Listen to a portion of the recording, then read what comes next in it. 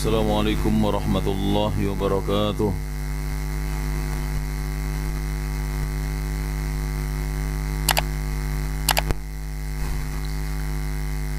Innal hamdalillah nahmaduhu wa nasta'inuhu wa nastaghfiruh wa na'udzu billahi min shururi anfusina wa sayyiati a'malina. Man yahdihillahu fala mudilla lahu wa man yudlil fala hadiya lahu. Asyhadu an la ilaha illallah wahdahu la syarika lahu wa asyhadu anna Muhammadan abduhu wa rasuluh. Ya ayyuhalladzina amanu taqullaha haqqa tuqatih wa la tamutunna illa wa antum muslimun. Ya ayyuhan nasu taqu rabbakum alladzi khalaqakum min nafsin wahidah wa khalaqa minha zawjaha wa batha minhuma rijalan katsiran wa nisaa wattaqullaha alladzi tasaaluna bihi wal arham innallaha kana 'alaikum raqiba.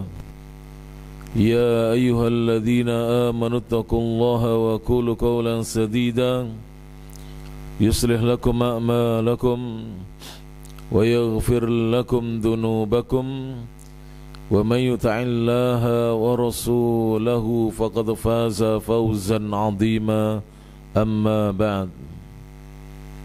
Fa inna astaqal hadithi kitabullah wa khairal huda huda Muhammadin sallallahu alaihi wa ala alihi wasallam wa syarrul umuri muhdatsatuha fa inna kulla muhdatsatin bid'ah wa kulla bid'atin dhalalah wa kulla dhalalatin finnar.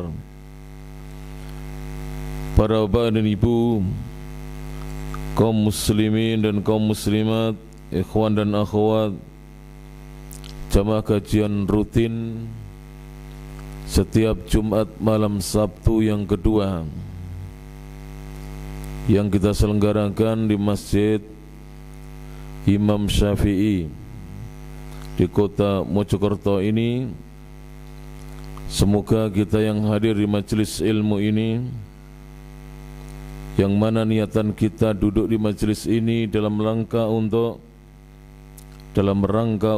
thalabul ilmi syar'i, mempelajari ilmu agama Islam, yang mana ilmu ini merupakan warisan dari Nabi kita Muhammad sallallahu alaihi wasallam. Semoga duduknya kita di majelis ilmu ini tercatat di sisi Allah sebagai amal soleh kita, yang kita harapkan kelak pada hari kiamat pahala dari amal-amal soleh kita tersebut akan bisa memperberat timbangan amal kebajikan kita di sisi Allah Subhanahu wa taala. Para bapak dan ibu, kaum muslimin dan kaum muslimat, ikhwan dan akhwat, melanjutkan kajian kitab yang rutin kita bacakan, yaitu kitab Al-Wasatiyatu wal I'tidal, sikap pertengahan dan sikap adil, tidak berat sebelah, yang seharusnya dua sifat ini dimiliki oleh setiap muslim dan muslimah. Wa atharuhuma, dan apa pengaruh dari keduanya, ala hayatil muslimin, atas kehidupan kaum muslimin. Yang mana kitab ini sebenarnya adalah muhadharatun lima ali syai', berasal dari ceramah ilmiah yang disampaikan oleh yang mulia Syekh Shalih ibn Abdul Aziz ibn Muhammad ibn Ibrahim al-Syekh hafizahullahu ta'ala, yang mana Syekh Shalih ini, Syekh Shalih al-Syekh, dulunya adalah Wazirus Syu'unil Islamiyyati wad Da'wati wal Irsyad, Menteri urusan-urusan keislaman, dakwah dan bimbingan Al-Mamlakah Al-Arabiyyatus Saudiyah, Kerajaan Arab Saudi. Beliau mengatakan di kitabnya halaman 34, Thalithan, poin yang ketiga. Jadi kita di sini membahas tentang bagaimana sikap pertengahan dan sikap adilnya umat Islam dalam permasalahan fikih dan hukum-hukum agama Islam. Yang ketiga adalah thalithan, kadzalikal wasatiyyatu wal i'tidal, demikian pula sikap pertengahan dan adil ini menjadi simatun, menjadi ciri yang paling tampak, ciri yang paling menonjol, menjadi karakteristik lihadad dini yang dimiliki oleh agama Islam ini. Jadi agama Islam itu memiliki ciri yang paling tampak, yang menonjol, dan ini merupakan karakteristiknya agama Islam adalah selalu Islam mengedepankan sikap al-wasatiyah, pertengahan, wal i'tidal, dan menjunjung tinggi keadilan. Jadi kalau kita baca di banyak dalil para jamaah rahmatullah taala, kita diajarkan dalam Islam untuk tidak mendolimi siapapun. Bahkan di sini saya bacakan hadisnya, dijelaskan di dalam sunnah Nabi sallallahu alaihi wasallam, hadisnya an Ibni Umar radhiyallahu anhuma, dari Abdullah bin Umar radhiyallahu anhuma, beliau pernah mengatakan anna Nabi sallallahu alaihi wasallam, bahwasanya Nabi sallallahu alaihi wasallam qala, Nabi bersabda, al-muslimu akhul muslim. Kata Nabi sallallahu alaihi wasallam, al-muslimu, seorang muslim itu adalah akhul muslim, saudara bagi muslim yang lain. Jadi para jamaah, mulai dari sekarang tumbuhkan sifat dan sikap ini, melihat muslim itu sebagai saudara, bukan sebagai musuh. Ada kata-kata mutiara yang bagus para jamaah. Jadi kawan 1000 itu sedikit, lawan 1 itu terlalu banyak. Maka seorang muslim di dalam memandang saudaranya itu, memandang sesama muslim, maka dia memandang sebagai saudara, bukan musuh, bukan orang yang harus dimusuhi, dijauhi, tapi saudara. Tentu ketika kita berjumpa dengan saudara kita sama muslim, ada yang muslimnya muti, sangat taat, setiap kali ada adzan dia pergi ke masjid. Ada yang pergi ke masjidnya hanya 3 salat 5 waktu dalam sehari, ada yang 2, ada yang 1 kali, ada yang hanya pergi sepekan sekali setiap hari Jumat, ya. Tapi dia tetap memandang orang yang di depannya itu sebagai seorang muslim. Hanya saja ketika melihat saudaranya kurang taat kepada Allah, dia berupaya untuk memotivasi, kemudian mengajaknya untuk taat kepada Allah Subhanahu wa taala. Bukan mencaci makinya, bukan memusuhinya, dan itu sikap yang harus diambil sebagai seorang saudara bagi saudaranya sesama muslim. Kita lanjutkan hadisnya. Jadi Nabi mengatakan al-muslimu akhul muslim. Kemudian Nabi mengatakan la yadlimuhu, tidak boleh seorang muslim mendolimi saudaranya. Jadi menyakiti saudaranya, mendolimi, apakah kedoliman itu dengan kata-kata, dengan caci maki, dengan tuduhan-tuduhan, atau dengan perbuatan. Jelas ini para jemaah, la yadlimuhu, seorang muslim tidak mendolimi saudaranya. Wala yuslimuhu, dan tidak akan membuat luka pada tubuh saudaranya, tidak akan melukainya. Itulah seorang muslim. Kemudian Nabi SAW menjelaskan kepada kita, wa man kana fi hajati akhihi, wa man kana fi hajati akhi, barang siapa yang dia senantiasa berupaya untuk memenuhi hajat kebutuhan saudaranya. Jadi dia dalam hidup ini selain dia mengurus dirinya sendiri, mengurus keluarganya, misalnya bapak-bapak, saya beri contoh nyata ini dalam kehidupan. Selain kita mengurus diri kita sendiri, kemudian mengurus istri dan anak kita, kita jangan sampai tidak peduli dengan sesama muslim. Maka di sini Nabi memberikan contoh. Setelah beliau melarang seorang muslim mendolimi saudaranya, melukai tubuh saudaranya, disuruh seorang muslim itu memiliki simpati dan empati kepada saudaranya. Apa kata Nabi?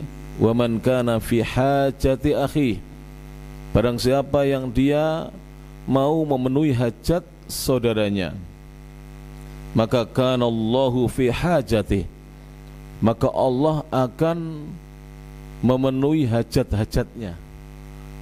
Jadi Allah akan apa? Memberikan kepada orang muslim yang mau menolong saudaranya hajat-hajatnya, kebutuhan-kebutuhannya dipenuhi oleh Allah Subhanahu wa taala. Maka kan sering berjamaah ya, muncul di beranda kita, di medsos kita, atau muncul di grup WA kita atau di Facebook kita, itu flyer pipanisasi itu jangan diremehkan, itu sedekah air. Itu antum walaupun tidak bisa bersedekah berupa uang atau tidak bisa ikut sebagai relawan pipanisasi, minimal share lah, sebarkan kebaikan ini, karena ini dalam rangka untuk memenuhi hajatnya saudara kita sama muslim. Coba kalau airnya mengalir pada jamaah, untuk apa itu? Untuk minum ya, untuk memasak, apalagi untuk berwudu, untuk mandi wajib, mandi Jumat ya, untuk mandi junub ya, untuk mencuci pakaiannya supaya tidak ada najis dan kotoran, bisa digunakan untuk sholat dan lain sebagainya, untuk mengairi kebun-kebun mereka, persawahan mereka, tanaman-tanaman mereka, untuk minum bagi ternak-ternak mereka. Bukankah ini hajat yang banyak ini? Hajat yang banyak. Makanya teman-teman yang belum pernah ikut pipanisasi ikut. Kalau saya sudah pernah, alhamdulillah. Tapi saya tidak bisa sering ikut, nanti banyak yang harus saya korbankan. Kalau pas libur saya insya Allah ikut. Ikut ya, yang belum pernah jadi relawan, ikut relawan. Jangan takut meninggalkan keluarganya jadi relawan. Sekali-kali siap mati jadi relawan ya. Jadi sekali-kali jadi relawan pipanisasi, relawan bencana. Kita mengamalkan hadis Rasulullah SAW ini. Jangan sampai sebagai seorang muslim hati kita ini tidak punya kepedulian kepada sesama kita. Jangan sampai, berjamaah yang rahmati Allah Ta'ala. Dan saya alhamdulillah ketika pipanisasi itu dengar dari teman-teman, Masya Allah Ustaz, ada cerita yang lucu tapi juga kita senang itu mendengarnya. Kata bapak-bapak masyarakat kampung, orang sebanyak ini katanya ratusan bahkan lebih dari 1000, kok tidak ada yang merokok katanya. Kata orang-orang kampung, padahal sudah disuguhi apa? Rokok. Tapi kalau kopi habis, makanan habis. Oh. Ikhwan-ikhwan TRR, tim resik-resik, kabeh diresiki. Jadi TRR itu tim apa? Resik-resik. Ya. Katanya kok gak ada yang merokok katanya. Masya Allah. Ini kan dakwah para jamaah. Ya rahmati Allah Subhanahu wa taala kepada saudara-saudara kita yang ada di dusun, di desa terpencil yang kekurangan air. Kita membantu mereka untuk mereka bisa mendapatkan kebutuhan memenuhi kebutuhan air mereka. Baik. Jadi Allah akan memenuhi hajat-hajat orang yang mau memenuhi hajat saudaranya. Wa man farraja an muslimin kurbatan, dan barang siapa yang mau melapangkan atas seorang muslim kesusahannya, satu kesusahan saja kata Nabi, kurbatan, satu kesusahan saja. Apa kata Nabi? Farrajallahu anhu kurbatan min kurubati yaumil qiyamah. Maka Allah akan lapangkan untuknya satu kesusahan di antara kesusahan-kesusahan nanti pada hari kiamat. Seolah ditolong oleh Allah Subhanahu wa taala, diselamatkan dari ahwal huru-hara hari kiamat. Diselamatkan oleh Allah Subhanahu wa taala. Dimudahkan untuk meniti as-sirat sampai selamat di tujuan, tidak terjatuh di neraka jahanam waliyadzubillah. Ini kalau kita mau melapangkan kesusahan hamba Allah selama hidup di dunia. Maka para jamaah, kalau ada orang datang ke rumah kita atau kirim WhatsApp, tulisan di WhatsApp kita atau menelpon kita minta bantuan, jangan segan untuk membantu. Walaupun antum hanya mengarahkan atau memberi nasihat kepadanya, jangan segan untuk membantu. Bantulah walaupun nasihat, motivasi. Bantulah walaupun antum hanya mengarahkan kepada orang lain yang bisa membantu. Sebagaimana dahulu Nabi SAW pernah didatangi oleh sahabat, yang sahabat ini butuh bantuan. Kemudian Nabi ketika itu beliau tidak punya sesuatu yang digunakan untuk membantu. Tidak ada yang bisa diberikan kepada sahabat itu, sahabat yang du'afa, yang kekurangan itu. Lalu tiba-tiba datang beberapa sahabat yang berkecukupan, dan Nabi tahu bahwa mereka-mereka ini mungkin salah satu atau di antara mereka bisa membantu sahabat yang kekurangan itu. Apa kata Nabi? Isfa'u, kalau kalian mau bantulah saudara kalian ini, tu'jaru, niscaya kalian akan diberi pahala. Jadi Nabi walaupun tidak bisa membantu tetap mengarahkan untuk apa? Membantu. Jangan demikian. Ini ada saudara kita kesusahan, saya dengar sendiri para jemaah. Ketika minta tolong, ada saudaranya yang mengatakan, di sini itu tidak ada yang mau menolong kamu. La ilaha illallah, na'udzubillah min dzalik. Jangan dendam dengan saudara kita yang berlaku salah, yang melakukan satu perbuatan salah. Kalau dia membutuhkan pertolongan, bantulah dia semampu kita. Tidak bisa membantu berupa materi, setidaknya kita memberikan motivasi, kita menghibur dia, kita mengajaknya beribadah supaya dia ditolong oleh Allah Subhanahu wa taala, atau kita arahkan kepada orang lain yang bisa menolongnya. Dan ini adalah hal yang mulia. Kemudian Nabi mengatakan, wa man satara musliman, barang siapa yang menutupi aibnya seorang muslim, satarahullahu yaumal qiyamah, Allah akan menutupi aib orang tersebut kelak pada hari kiamat. Hadis rawahu al-Bukhari, diriwayatkan oleh Imam al-Bukhari dalam kitab sahihnya, hadis nomor ats-tsani wal arba'un wal arba'u mi'ati wal alfan, 2442 dalam sahih Bukhari. Wa Muslim, dan diriwayatkan Imam Muslim, hadis nomor ats-tsamanun wal khamsu mi'ati wal alfan, 2580 nomornya dalam sahih Muslim. Kembali kepada kitab yang disusun oleh Syekh Shalih Al-Utsaimin. Jadi beliau mengatakan ini adalah simah. Simah itu karakteristik, ciri yang paling tampak dan menonjol yang dimiliki agama ini adalah bersikap al-wasatiyah, pertengahan, wal i'tidal, dan selalu berlaku adil. Kemudian berjamaah rahmati Allah Subhanahu wa taala, wasimatun li ahli sunnati wal jamaah. Bahkan dua sikap ini, dua amal baik ini termasuk ciri yang menonjol yang dimiliki oleh ahlus sunnah wal jamaah. Ahlus sunnah itu tidak mau dia terjatuh kepada ekstrim kanan maupun ekstrim kiri. Tidak ifrat, tidak ifrat. Ifrat itu hulu, berlebih-lebihan atau melampaui batas dalam berbuat, dan tidak tafrid. Tafrid itu jafa. Tafrid itu apa? Melalaikan, tidak peduli, tidak. Ahlus sunnah peduli. Ahlus sunnah juga tidak berlebih-lebihan. Kalau ahlus sunnah didatangi seorang yang minta bantuan, dibantu, tapi tidak berlebih-lebihan dan tidak kemudian melalaikan, tidak mau membantu, maka ini merupakan simah, karakteristiknya ahlus sunnah wal jamaah.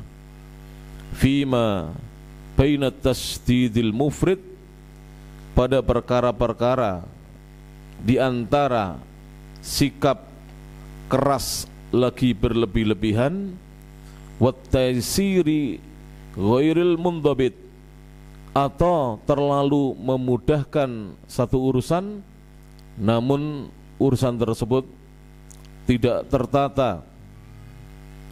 Maka Ahlus Sunnah di tengah-tengah. An-Nabi sallallahu alaihi wasallam, bahkan Nabi sallallahu alaihi wasallam amara bitaysir. Beliau selalu menyuruh mengerjakan yang mudah. Wa haddu alaihi, bahkan menganjurkan untuk mengerjakan yang mudah, yang ringan. Jadi kalau kita beramal berjamaah, ya, perbanyak amal-amal yang ringan dan mudah bagi kita, supaya kita tidak bosan dan kita juga bisa melakukannya. Wa kana idza khuyyira baina amrayni, dan Nabi sallallahu alaihi wasallam dahulu apabila beliau disuruh memilih, atau idza khayyara, apabila beliau memilih baina amrayni, antara dua hal, ya, antara dua urusan, ikhtara, Nabi akan memilih aisarahuma, yang paling ringan dari kedua hal tersebut.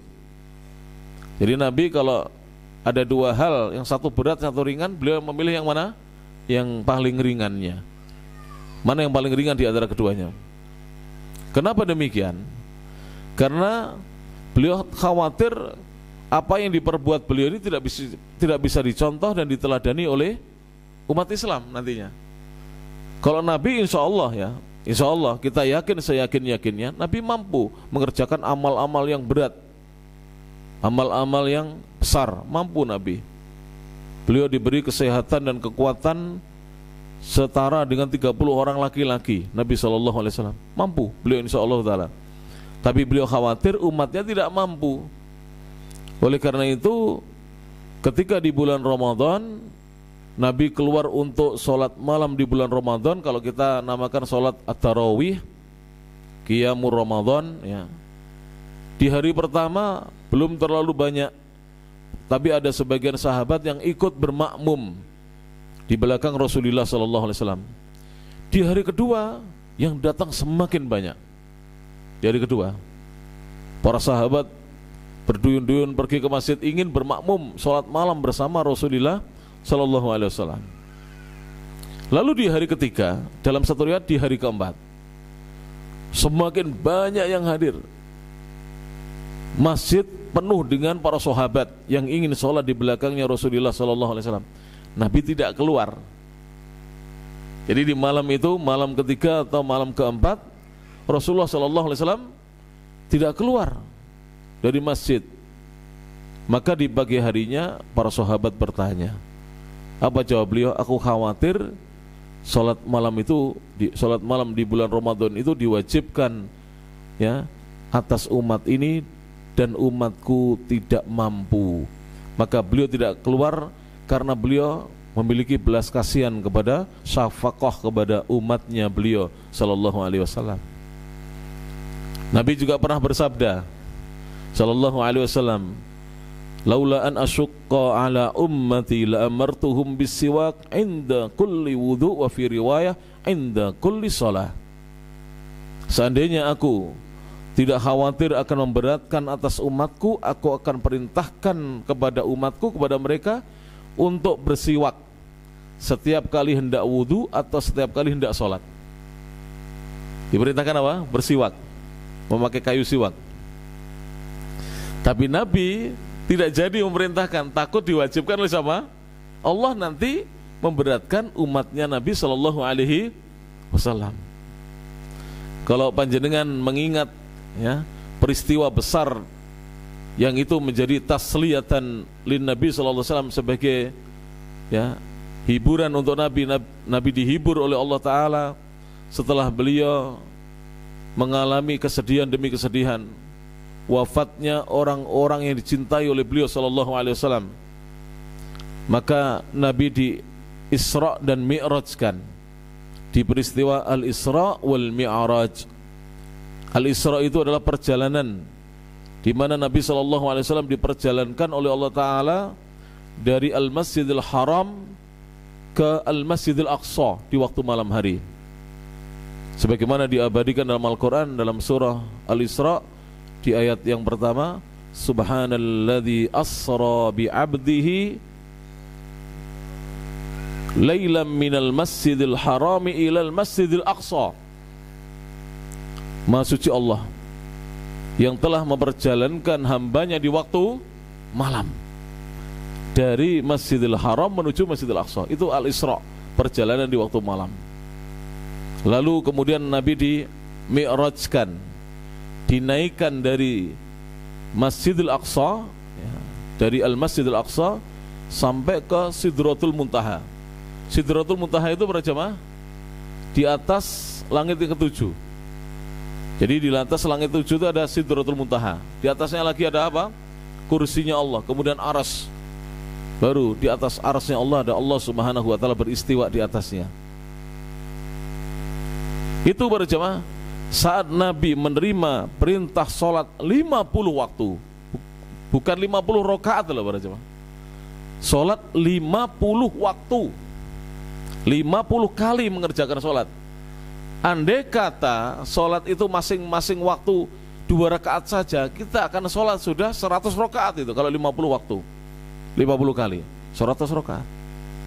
Ketika beliau turun, kemudian sampailah kepada Nabi Musa alaihissalatu wassalam. Nabi Musa mengatakan, mintalah keringanan kepada Allah karena umatmu tidak akan sanggup untuk mengerjakan sholat 50 waktu. Andaikan itu terjadi, setiap setengah jam kita harus sholat 50 waktu loh, ya kan? Setiap setengah jam kita harus sholat. Dan pasti kita tidak sanggup. Subuh saja mesti ada kita dalam sepekan tuh bolos atau bangkong. Itu bukan hanya jamaah, ustadznya juga, termasuk sampean. Iya kadang-kadang ya kan, wis jujur aja ya. Kalau kita pulang malam sampai bangun-bangun sudah komat, wudu berangkat sudah telat, ya kan para jamaah. Andai kata 50 waktu tidak sanggup kita, 5 waktu saja kadang-kadang kita terlambat. Sampai masjid sudah apa? Salam. Sudah terlambat para jamaah. Tapi kita tetap dapat ganjarannya kalau kita berniat untuk sholat berjamaah, walaupun kita ketinggalan berjamaah bersama imam. Maka ikhtara, Nabi akan memilih aisarohuma, yang paling ringan di antara kedua amalan tersebut, malam yakun ithman, selama bukan dosa yang ada pada amalan tersebut. Dan ini disebutkan dalam hadis Nabi SAW. Hadisnya diriwayatkan oleh Imam Al-Bukhari. Saya bacakan hadisnya secara lengkap ya para jamaah. Dalam Sahih Bukhari hadis nomor as-sadisu wa thamanuna wa sab'umi'ati wa sittatu alaf, nomornya 6786. Dalam Sahih Muslim hadis nomor as-sabi'u wal ishrun wa thalathumi'ati wal alfan, 2327. Hadisnya an ummil mu'minin, dari ibunda orang-orang beriman Aisyah radhiyallahu anha. Saya bacakan hadisnya ya. Ma khuyyiran Nabi sallallahu alaihi wasallam, tidaklah Nabi sallallahu alaihi wasallam diberikan pilihan baina amrayni, antara dua hal atau dua perkara, illa ikhtara, melainkan atau kecuali beliau akan memilih, kata ibunda Aisyah, aisarahuma, yang paling mudah di antara dua hal itu. Jadi Nabi memilihkan yang lebih mudah agar kita umatnya bisa meneladani dan mencontoh. Malam ya'tham, selama beliau tidak melakukan dosa ketika memilih yang mudah itu. Fa idza kana al-ithmu, jika yang mudah itu ternyata adalah perbuatan dosa atau ada dosa di situ, kana ab'adahuma, maka Nabi adalah orang yang paling jauh dari kedua perkara itu, minhu, darinya. Wallahi, demi Allah, kata Aisyah, beliau mengatakan kepada kita, memberitahukan kepada kita, wallahi, demi Allah, man taqama li nafsihi, Nabi itu tidak pernah membalas untuk dirinya sendiri. Jadi balas dendam tidak pernah Nabi SAW. Bagaimana dengan kita para jamaah? Ya, kita sering berniat balas dendam kepada orang yang menyakiti kita. Nabi tidak pernah balas dendam. Bahkan beliau kalau disakiti memaafkan. kepada orang yang menyakitinya. Karena Nabi itu jelas-jelas mengamalkan firman Allah Subhanahu wa taala. Kan dalam Al-Qur'an di antara ciri-ciri orang-orang yang bertakwa adalah apa? Alladzina yunfikuna fis sarra'i wad dharra. Orang-orang yang bertakwa adalah orang-orang yang senantiasa berinfak baik dalam kondisi lapang maupun sempit. Itu orang bertakwa. Jadi berinfaknya tidak menunggu lapang, dalam kondisi tidak punya uang ya tetap berinfak. Kemudian wal kadhiminal ghayz, mereka senantiasa menahan amarah, apabila marah ditahan, itulah orang-orang bertakwa. Wal afina anin nas, dan mereka mau memaafkan manusia yang melakukan kesalahan kepadanya atau menyakiti dirinya. Jadi Nabi itu tidak pernah membalas dendam untuk dirinya.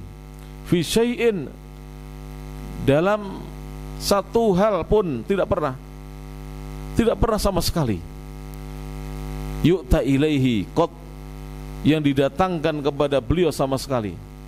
Hatta tuntahaka hurumatullah, namun jika dilanggar kehormatan-kehormatannya Allah, fayantaqimu lillah, maka beliau akan membela kehormatan-kehormatan Allah Subhanahu wa taala. Jadi kalau kehormatan diri beliau direndahkan, beliau tidak akan membela diri.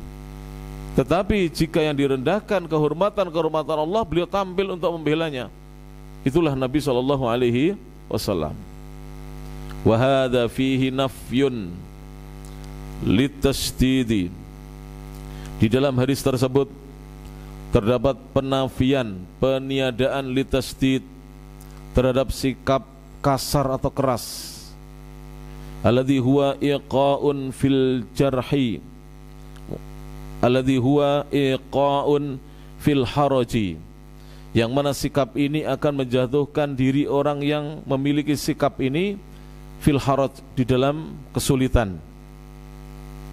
Jadi kalau orang itu punya sifat kasar dan keras, maka sifat itu akan menjatuhkan diri orang itu ke dalam kesulitan. Falladzina ya'khuduna bitasdid, orang-orang yang mengambil atau memiliki akhlak keras dan kasar, wa yad'una, kemudian mereka mengklaim atau mengaku-ngaku, annal haqqa, sungguhnya kebenaran itu fi syiddati, adalah dengan bersikap keras atau kasar, itu keliru itu. Jadi kebenaran itu bukan dengan bersikap keras atau kasar. Para jamaah rahmati Allah Subhanahu wa taala, tidak ada kalau kita melihat kepada sunnah-sunnah Nabi sallallahu alaihi wasallam ajaran-ajaran demikian.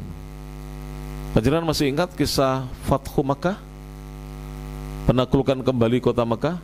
Di sini ada pelajaran sirah ya. Mungkin saya kupas sedikit. Di Fathu Makkah, kalau panjenengan ingin mendengarkan tentang sejarahnya, saya punya kajian setiap Ahad pertama dan ketiga di Masjid Al-Falah Kediri, bisa disimak dari Facebook. Cari Ma'had Al-Imam At-Tirmidzi ya. Nanti bisa saya share ke teman-teman, nanti di-share. Itu saya punya kajian sirah setiap Ahad pertama, ketiga dan kelima. Saya membaca kitab Raudhatul Anwar, taman yang penuh dengan cahaya, fi siratin Nabiyil Mukhtar, yang menjelaskan tentang sirah, sejarah perjalanan hidup seorang nabi yang terpilih, ditulis oleh Asy-Syaikh Al-Muhaddits, seorang ahli hadis, Safiur Rahman Al-Mubarakfuri rahimahullah taala, ulama dari India, yang mana beliau juga menulis kitab sirah yang agak tebal, sekian ini kurang lebih, namanya Ar-Rahiqul Makhtum. Tapi yang saya baca sekian ini, kurang lebih separuhnya tebalnya, karena itu ringkasannya. Ringkasan dari kitab apa? Sirah. Di tahun ke-8 Hijriah itu terjadi namanya Fathu Makkah. Apa Fathu Makkah? Penaklukan, pembukaan kembali kota Makkah. Jadi baru 8 tahun setelah Nabi tinggal di Madinah, Allah memberikan kekuatan kepada Nabi SAW sampai musuh tidak berani melawan. Nah di tahun itu Nabi masuk Makkah itu tidak ada pertumpahan darah, tidak ada pedang yang disabetkan, tidak ada bertemunya dua pasukan. Justru yang ada Nabi SAW mengatakan, barang siapa masuk Masjidil Haram dia aman. Barang siapa yang masuk rumahnya Abu Sufyan dia aman. Jadi malah Nabi memberikan jaminan keamanan kepada orang-orang kafir yang ketika itu sudah bertekuk lutut. Dan mereka ketakutan ketika Nabi SAW datang bersama para sahabat rombongan besar. Mereka menyangka bahwa Nabi akan membalas dendam, karena selama ini Nabi disakiti sampai berdarah-darah. Para sahabat juga ada yang sampai dibunuh, keluarga Yasir dibunuh, dan seterusnya. Sebagiannya disakiti juga sampai berdarah-darah. Mereka menyangka mereka akan dihabisi, dibantai oleh Nabi SAW dan para sahabatnya. Ternyata Nabi tidak membalas dendam. Ini akhlak yang mulia ini. Sehingga ini menjadi contoh bagi saya dan panjenengan, bagi ana ya, dan panjenengan semuanya, untuk kita memiliki akhlak memaafkan sesama, walaupun berat, sekalipun itu berat, sekalipun orang yang menyakiti kita sudah berkali-kali menyakiti kita, mari kita maafkan para. Karena ini akan membuat kita jauh ya dari hal-hal yang menyulitkan kita nantinya. Naudzubillahi min dzalik. Kalau kita bersikap keras, justru kita terjatuh kepada perkara yang akan membuat kita sulit. Wa anal haqqa fit taghlid, katanya kebenaran itu ada pada sikap keras. Laisa hadza bihaqqin, kata Syekh, ini bukan kebenaran yang seperti ini. Kebenaran itu disampaikan dengan lemah lembut. Jika hari ini disampaikan, yang mendengar belum bisa mengamalkan, nanti besok disampaikan lagi, lusa disampaikan lagi, pekan depan disampaikan, bulan depan disampaikan, sampai bisa menerima. Kalau panjenengan melihat kepada sirah Nabi, beliau itu sabar sekali, luar biasa Nabi SAW.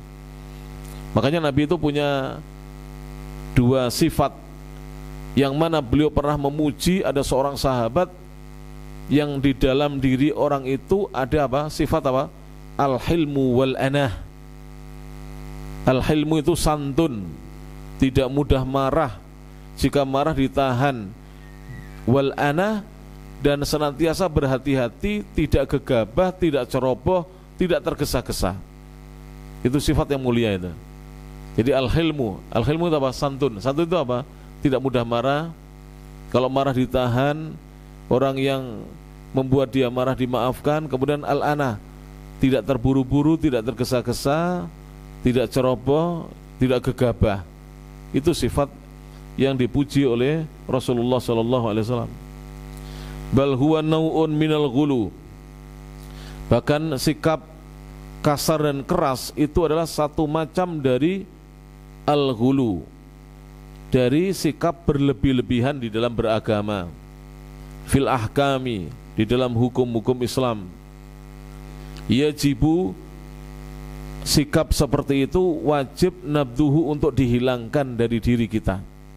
Jangan lagi kita keras. Saya beri contoh ya para jamaah ya rahmati Allah Ta'ala, mudah-mudahan panjenengan tidak tersinggung dengan saya. Panjenengan sudah membangunkan anak ya putra, saya beri contoh.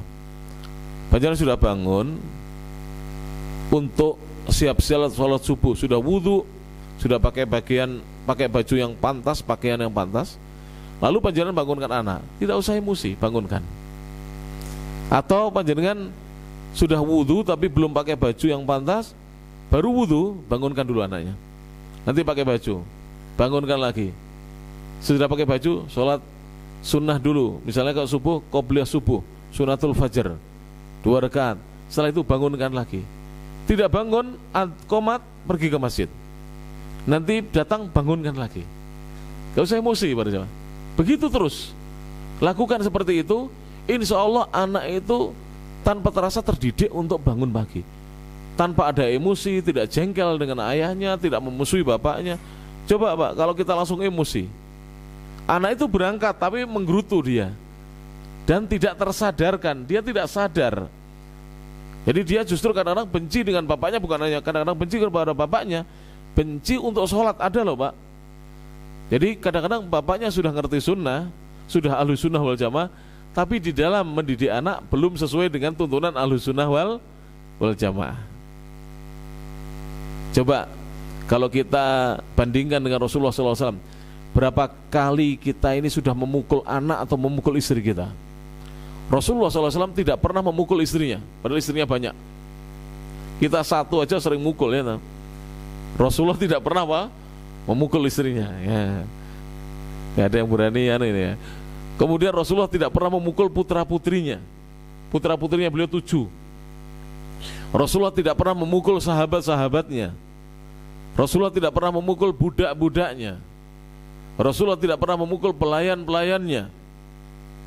Bahkan Rasulullah tidak pernah memukul orang-orang kafir kecuali orang-orang kafir yang sedang berperang dengan Rasulullah SAW, yang berhadapan di medan tempur dengan Rasulullah SAW. Jadi Rasulullah itu hanya pernah memukul orang kafir yang melawan Islam. Kalau tidak melawan Islam tidak dipukul oleh Nabi. Makanya kafir-kafir dhimmi yang tinggal bersama kaum muslimin itu tidak disakiti oleh Nabi SAW. Dijaga kehormatan mereka. Bagaimana para jamaah dengan kita ini? Berapa kali kita memukul santri kita? Ya, ya.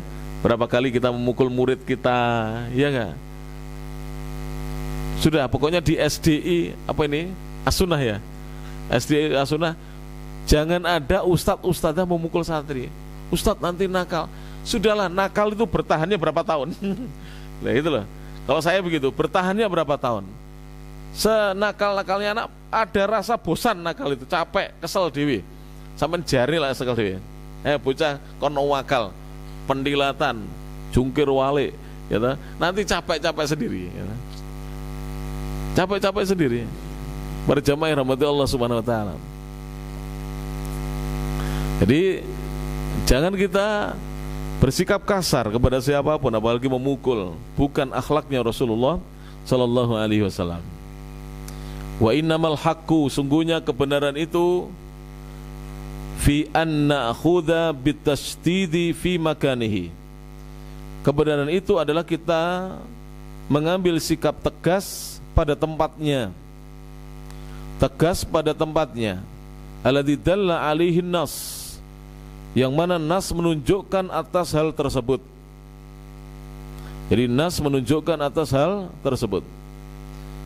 Au haitsu khuyyirna, atau di mana kita diberi pilihan baina amrayni, antara dua hal. Lam yarid nassun, yang tidak datang satupun nas fi ahadihima, dalam dua perkara tersebut. Jadi kita diberi pilihan dua hal para jemaah. Tidak ada nasnya ini. Kalau tidak ada nasnya, bagaimana cara memilihnya? Jadi dua hal ini tidak ada nas, tidak ada keterangan dari dalil. Dalil Al-Quran tidak kita temukan, hadis juga tidak. Bagaimana cara mensikapi kalau kita diberi pilihan dua hal, sedangkan dua hal ini tidak kita temukan nasnya? Atau dalam bahasa yang agak luas, belum kita temukan nasnya. Mungkin ada nasnya tapi belum ketemu kita. Bagaimana caranya para jamaah kita mensikapi hal tersebut? Allahumma anfa'na bima 'allamtana wa 'allimna ma yanfa'una wa zidna ilma warzuqna fahma. Para bapak dan ibu yang rahmati Allah Subhanahu wa taala, ikhwan dan akhwat, kalau kita dihadapkan untuk memilih dua perkara, dua hal yang mana kita belum menemukan ada nas yang mendukungnya, fa innana nakhtaru, maka sesungguhnya kita memilih aisarahuma, yang paling ringan dari keduanya, malam yakun ithman, selama tidak ada dosa di situ. Jadi selama tidak ada dosa dalam perkara itu, pilih yang lebih ringan untuk kita lakukan, untuk kita kerjakan atau perbuat. Wa hadza muhimun jiddan, dan ini penting sekali.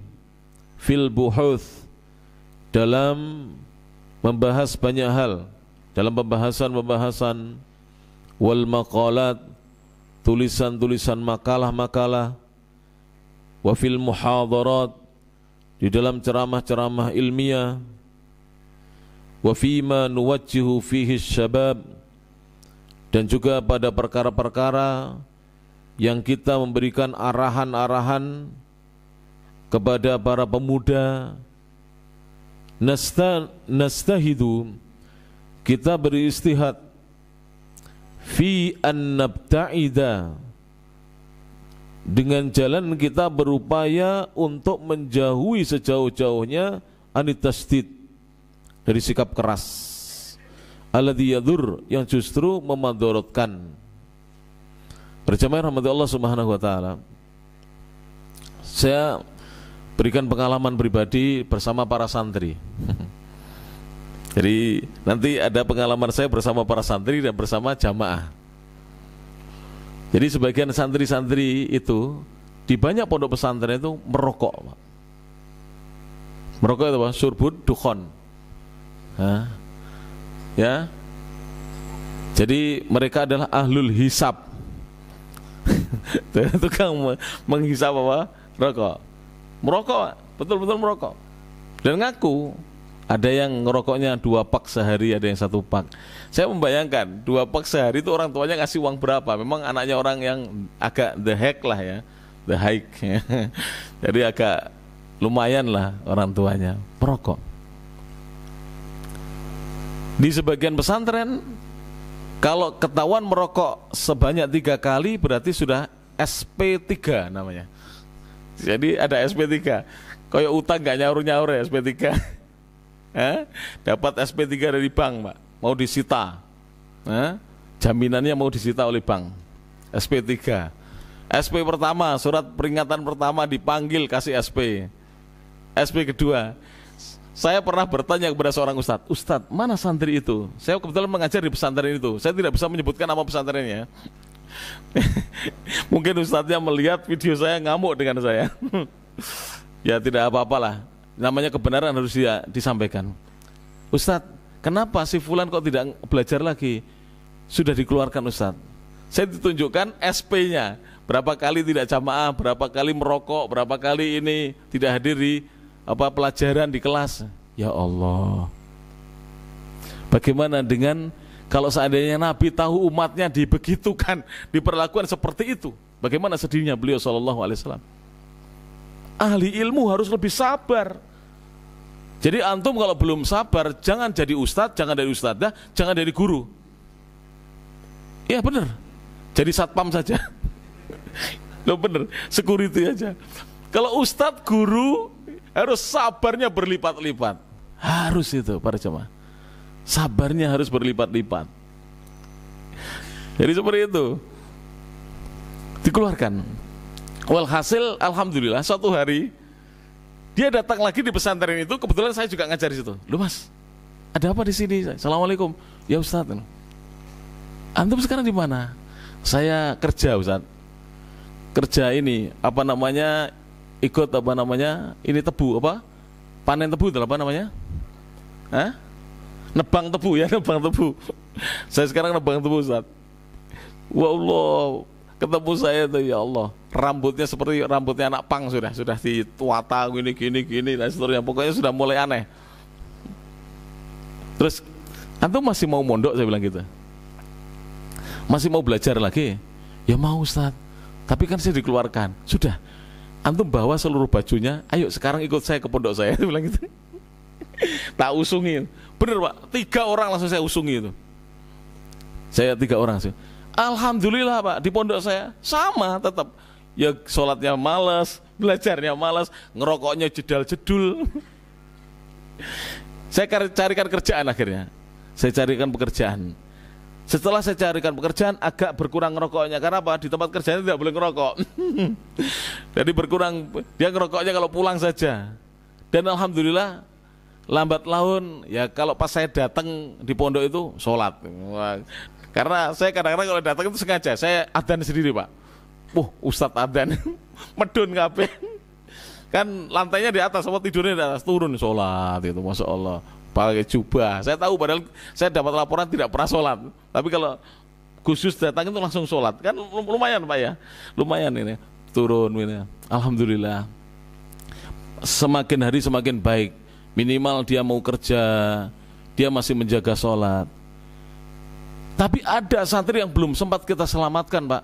Sudah tidak ke masjid, tidak sholat, tidak jumatan, tidak ngaji. Dikeluarkan gara-gara ketahuan merokok di sawah. Diketahui apa?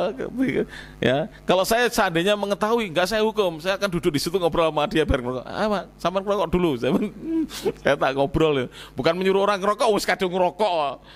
Saya kalau sudah kadung merokok, yang penting dalam hati saya akan mengingkari. Kan begitu hadisnya. Man ra'a minkum munkaran falyughayyirhu biyadihi. Siapa yang melihat satu kemungkaran di antara kalian, rubah dengan tangannya. Fa illam yastati, kalau tidak mampu, fabi lisanihi, rubah dengan lisannya.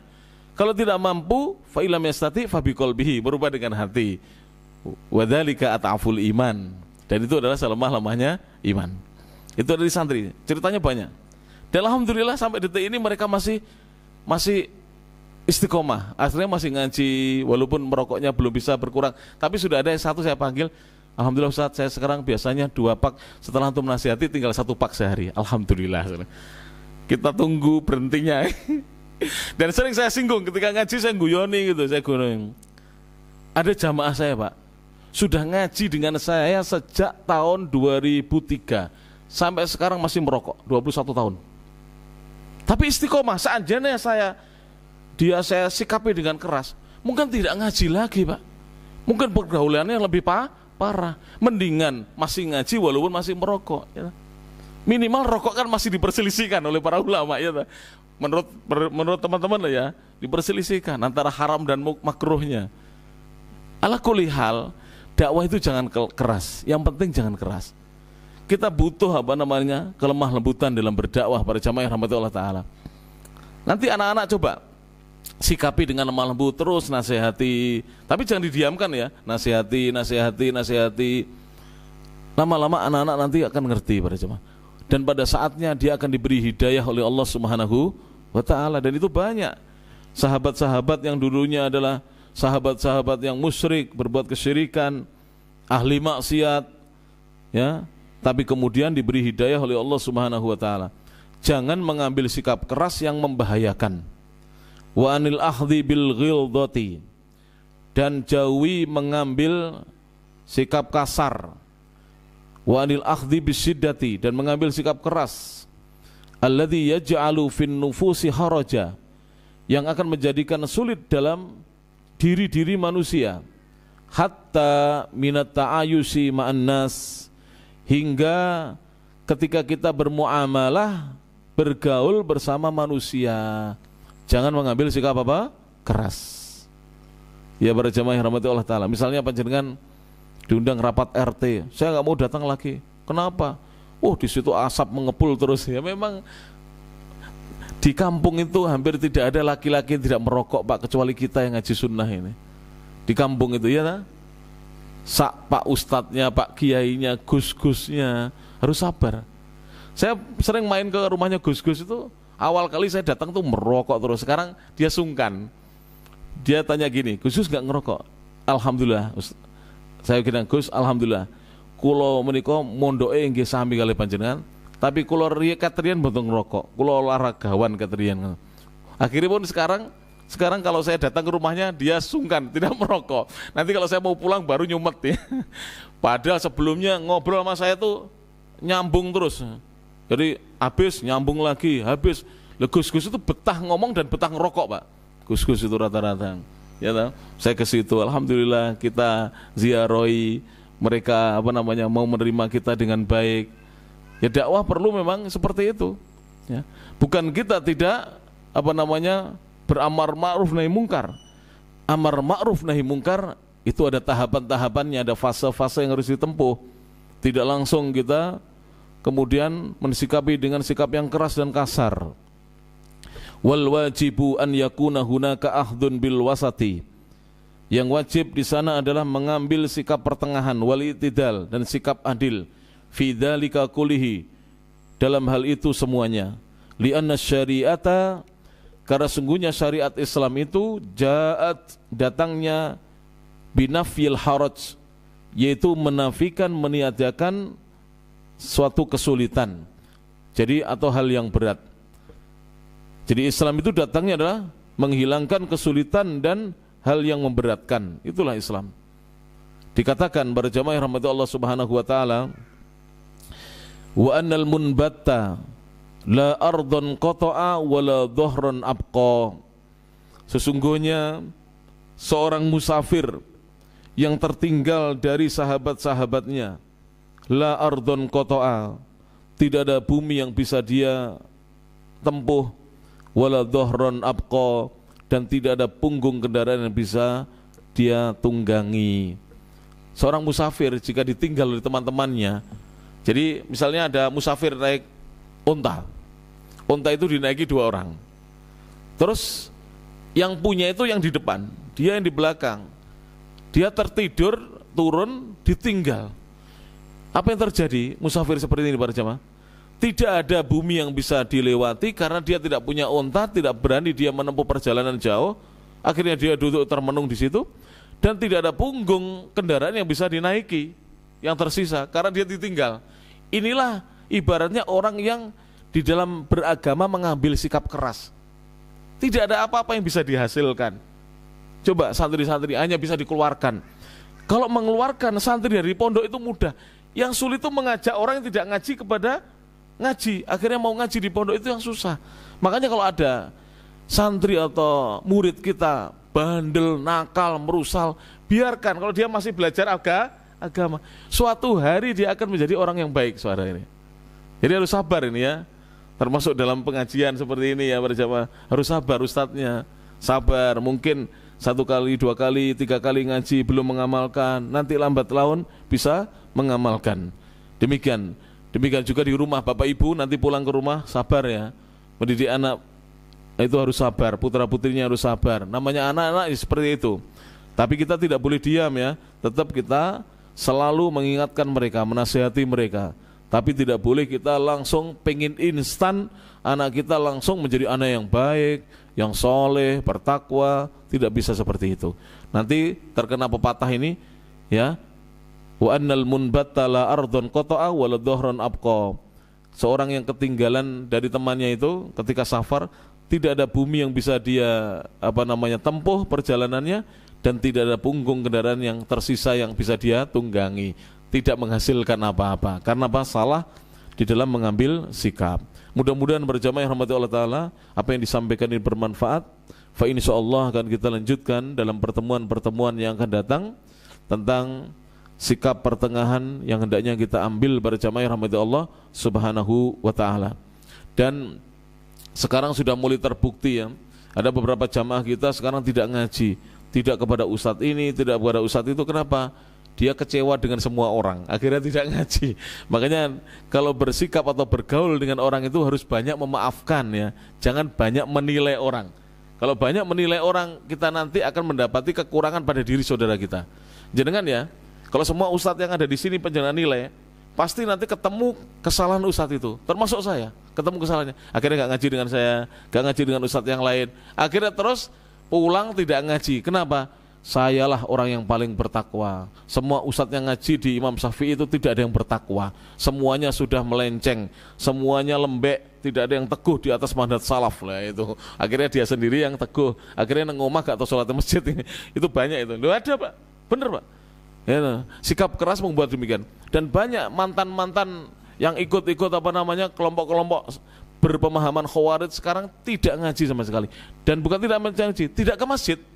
Dan tidak pernah kelihatan Jumatan. Na'udzubillah min dzalik.